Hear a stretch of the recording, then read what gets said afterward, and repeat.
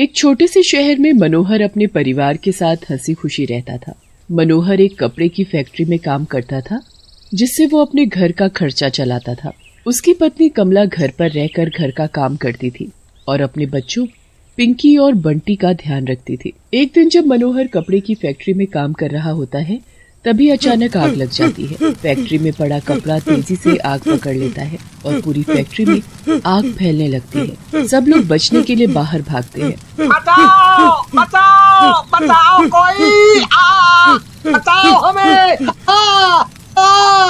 सब लोगों की जान तो बच जाती है, पर मनोहर का हाथ बुरी तरह जल जाता है। जब मनोहर घर आता है तो उसकी पत्नी कमला उसे देखकर घबरा जाती है। हे भगवान, ये क्या हो गया आपको? अरे आज फैक्ट्री में आग लग गई थी, बस उसी से मेरा हाथ जल गया। कमला मनोहर को लेकर हॉस्पिटल जाती है। अरे बड़ी, ये तो बहुत अंदर तक जल चुका है। अभी तो मैं पट्टी कर देता हूँ, पर इनकी सर्जरी करनी पड़ेगी। आप जल्दी से जल्दी 50,000 रुपया का इंतजाम कर लो। जी डॉक्टर साहब। मनोज का हाथ इतनी बुरी तरह जल जाता है कि वो कोई काम नहीं कर पाता और बस हर वक्त बिस्तर पर लेटा रहता है। कुछ दिन तो सब ठीक चलता है, पर उसके बाद घर के हालात बिगड़ने लगते हैं और ऊपर से सर्जरी के लिए पैसे भी चाहिए होते हैं। घर का राशन खत्म होने वाला है, उसके बाद हम क्या करेंगे? ऊपर से 50,000 रुपए भी चाहिए। घर के खर्च के लिए जो पैसे हमने जोड़ कर रखे थे उनको निकाल लो, बाकी सर्जरी करवाना तो मुश्किल ही लग रहा है। सारे जमा किए हुए पैसे तो बच्चों की स्कूल की फीस और घर में ही खर्च हो गए। अब तो बस इतने ही पैसे बचे कि 2-4 दिन का खर्चा चल पाएगा। हे भगवान, अब क्या होगा? मैं तुम लोगों का खर्चा कैसे उठाऊंगा? अजी आप परेशान ना हो, मैं आज बाहर जाकर कुछ काम ढूंढती हूँ। जब तक आप काम करने लायक नहीं हो जाते तब तक मैं ही कुछ कर लेती हूँ। पर आप इतना मत सोचिए, अभी हमारा बुरा वक्त है, हमें साथ मिलकर इससे निकालना होगा। हाँ कमला, सही कहा तुमने। कमला इधर उधर काम ढूंढने लगती है, पर उसे कहीं भी कोई काम नहीं मिलता। कमला बड़ी निराश हो जाती है और थक कर दुकान के सामने बैठ जाती है। कमला की नजर तभी वो सामने एक आदमी पर पड़ती है जो एक चाय वाले पर चिल्ला रहा होता है। रै चढ़ निकले यहाँ से और दोबारा कभी इस बाजार में गलती से भी दिख मत जाइयो, समझी? मुझे माफ कर दो, मैं आगे से ऐसा नहीं करूँगा। रै, ये तो तेरा पिछली बार भी बोला और उससे पिछली बार भी। अब तेरा एक झूठ ना चढ़ेगा, समझा? चला जा यहाँ से। चाय वाला वहाँ से चला जाता है। अरे भाई साहब, क्या बात हो गई? आप उस चाय वाले पर क्यों गुस्सा कर रहे थे? अरे के बताऊं बहन जी, ये चाय वाला एक नंबर का चोर सा। हर बार ये हिसाब में गड़बड़ करके लोगों से ज्यादा पैसे ले लेता है।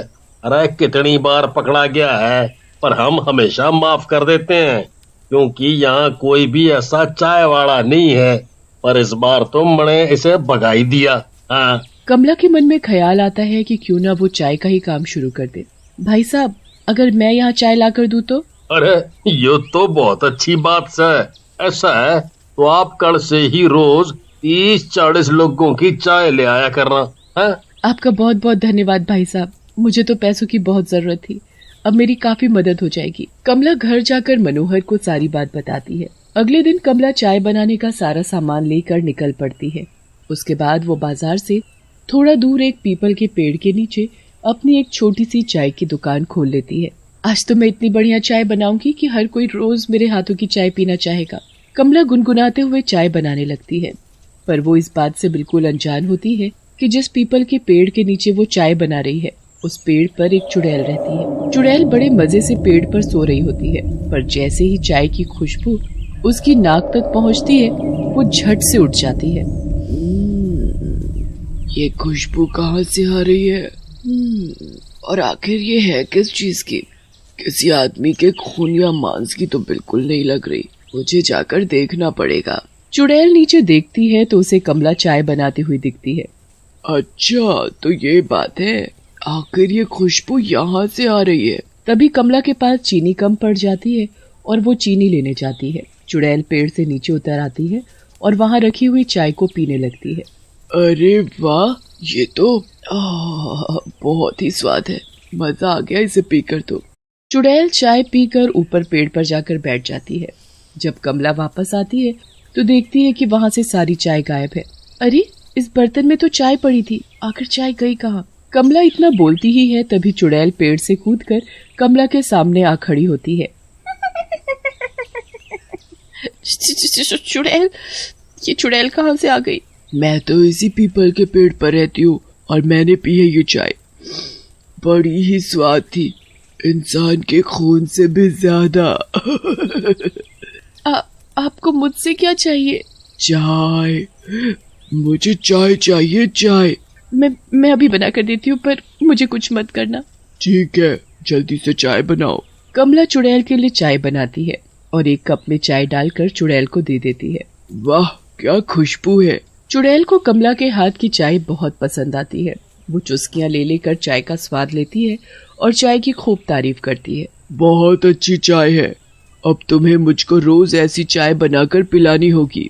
हाँ हाँ, क्यों नहीं, मैं रोज तुमको चाय बनाकर पिलाऊंगी, बस तुम मुझे कुछ मत करना। कमला की चाय सबको पसंद आती है और अक्सर उसकी दुकान के आगे भीड़ लगी रहती है। वो रोज बाजार में भी 30-40 कप चाय बेचकर आती है। हर कोई कमला की चाय पीकर खुश होता है। जब वहाँ कोई नहीं होता तब चुड़ैल भी रोज कमला के हाथ की चाय पीने आती है। कमला के अंदर से भी धीरे धीरे चुड़ैल का सारा डर निकल जाता है। कभी कभी तो चुड़ैल और कमला दोनों साथ बैठकर चाय के मजे लेते हैं।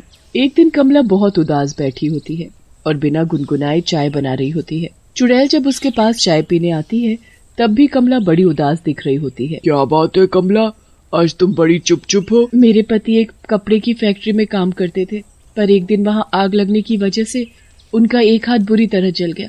कल मैं उनको डॉक्टर के पास ले गई थी तो डॉक्टर ने बोला कि जख्म बहुत गहरा है और अब उनके हाथ की सर्जरी करवानी है। अच्छा, तो मतलब तुम्हें पैसे की दिक्कत है? भगवान की दया से मेरा चाय का काम बहुत अच्छा चल रहा है। मैंने काफी पैसे इकट्ठे कर लिए हैं, पर अभी भी कुछ पैसे कम पड़ रहे हैं और कल से मैं चाय की दुकान भी नहीं खोल पाऊंगी क्योंकि मुझे उनके पास रुकना पड़ेगा। समझ नहीं आ रहा कि मैं क्या करूं। ये तो परेशानी की बात है। अगर तुम दुकान नहीं खोलोगी तो पैसे कहाँ से आएंगे? वही तो चिंता हो रही है मुझे। वैसे मैं एक काम कर सकती हूँ जिससे तुम कल से अपने पति के पास हॉस्पिटल में भी रुक सकती हो और तुम्हारी चाय की दुकान भी बंद नहीं होगी। वो कैसे? तुम हॉस्पिटल में रहना और तुम्हारी जगह दुकान मैं खोल लूंगी। क्या? पर ये कैसे हो सकता है? तुम्हें देखकर कोई यहाँ आएगा भी नहीं। अगर कोई मुझे देख नहीं पाए तो? पर ऐसा कैसे हो सकता है? मैं घूंघट करके बैठ जाऊंगी और किसी को पता नहीं चलेगा कि घूंघट में तुम हो या मैं। अगर कोई कुछ पूछेगा तो कोई अच्छा सा बहाना मार दूंगी। तुम मेरी इतनी मदद कर रही हो, मैं तुम्हारा ये एहसान कभी नहीं भूलूंगी। मैं ये एहसान ऐसे ही नहीं कर रही हूँ। जब तुम वापस दुकान पर बैठने लगोगी तो मैं फिर से रोज तुम्हारे हाथ की चाय पीने आऊंगी। हाँ हाँ, क्यों नहीं। कमला अपने पति को हॉस्पिटल में एडमिट कर देती है और उसके पति के सर्जरी शुरू हो जाती है। अगले दिन चुड़ैल चाय की दुकान पर चाय बनाने लगती है। कोई उसे देख न ले इसलिए वो घूंघट कर लेती है। अरे कमला दीदी, आज आपने ये घूंघट क्यों कर रखा है? वो तेज धूप से मेरा चेहरा लाल पड़ जाता है, इसीलिए मैंने इसी घूंघट से ढक रखा है। अच्छा, तो ऐसी बात है। चुड़ैल पूरा दिन चाय बनाकर बेचती है और शाम को अच्छे पैसे इकट्ठे कर लेती है। अब रोज चुड़ैल ऐसा ही करती। वो रोज दुकान पर घूंघट करके बैठ जाती और लोगों को चाय बनाकर बेचती।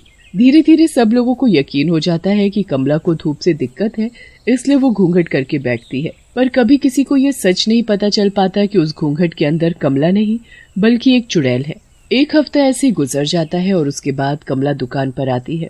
कैसी हो कमला, और तुम्हारा पति कैसा है? उनकी सर्जरी हो गई है। डॉक्टर बहुत अच्छा था, जो उसने 30,000 रूपए पहले लेकर सर्जरी कर दी और बाकी के 20,000 रूपए सर्जरी के बाद लेने को राजी हो गया। पर पता नहीं अभी भी इतने पैसे हुए हैं कि नहीं। चुड़ैल उसको कमाए हुए सारे पैसे देकर बोलती है, ये रहे सारे पैसे, एक बार गिनकर देख लो कि कितने पैसे हो गए हैं।